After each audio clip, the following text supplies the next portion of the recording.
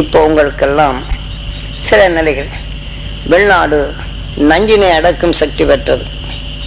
விஷத்தை தனக்குள் உடலாக்கி நல்ல நிலையை அது வெளிப்படுத்துகின்றது.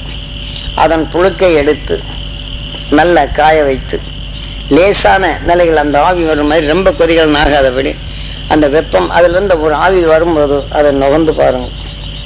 அப்போ உங்கள் உடலுக்குள் சுவாசித்து அது செல்லப்படும் போது நீங்கள் மருந்து சாப்பிடுவது போன்ற அந்த விஷத்தை இது ஒடுக்கும் வல்லமை பெறுகின்றது. இது இரத்த நாணங்களில் செல்லப்படும்போது டிபி ஆனாலும், கேன்சர் ஆனாலும், கடும் நோயானாலும், இதை போல அதாவது இருதய வாயில்களில் அடைப்பானாலும் இதை போல கூட கொஞ்ச நேரம் சுவாசித்து பழகும்.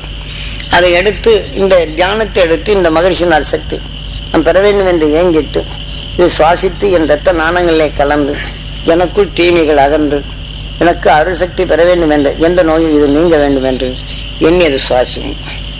ஆஸ்மா நோய் உள்ளவர்கள் நிறைய பேர் உண்டு. இதையெல்லாம் அதாவது பரம்பரையாக வந்தது. இப்போ சர்க்கரை சத்தும் பரம்பரையாக வந்தது. பிறந்த குழந்தைக்கே சர்க்கரை சத்து இருக்குங்கிறாங்க. அடுத்து பார்த்தோம்னா இதுக்கு இப்போ 4 வயசு 3 வயசுல இன்சுலின் போட்டுக்கிட்டு இருக்கிறாங்க. ஏனென்றால் தாய் வழியில் வருகின்றது.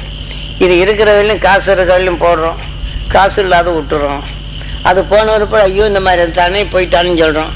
அந்த உணர்வு இவங்க உடலை எடுத்து இன்னும் கொஞ்சம் அதிகமாக எடுத்துக்கணும். ஆக குறைக்க வழி இல்லை.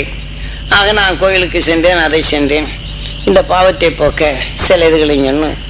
ஆக காசை கொடுத்து போட்டு பாவத்தை போக்குவோம் என்ற இந்த நிலையில் தான் இருக்கின்றது. ஆக இதையெல்லாம் நம் வளர்ச்சிக்கு உகந்ததல்ல. ஆக வளர்ச்சி பெற்ற அருஞானி உணர்வை நமக்குள் நுகர்ந்து பழக வேண்டும். எப்படி உயிரினங்களில் தன்னை காட்டும் வலுகொண்ட உணர்வுகளை நுகர்ந்து அதனிடந்து தப்பித்து கொள்ள இந்த உணர்வு வளர்ச்சி கொண்ட பின் அதன் உடலிலே புகுந்து அதன் உணர்வின் தன்மையை மாறுபட்டு வருகின்றதோ, இதை போல மனிதனின் வாழ்க்கையில் நஞ்சினை வென்று உணர்வினை ஒளியாக மாற்றி அவர்கள் சென்ற பாதையில் நாம் எடுத்து இந்த உணர்வினை வளர்த்து கொண்டோம் என்றால் இதன் வழிகொண்டு நாம் அடுத்த அவன் ஈர்ப்பு வட்டத்தில் சென்று உணர்வை ஒளியாக்க மாற்றிவிட்டு 10வது நிலை என்ற முழுமை அடைகின்றோம்.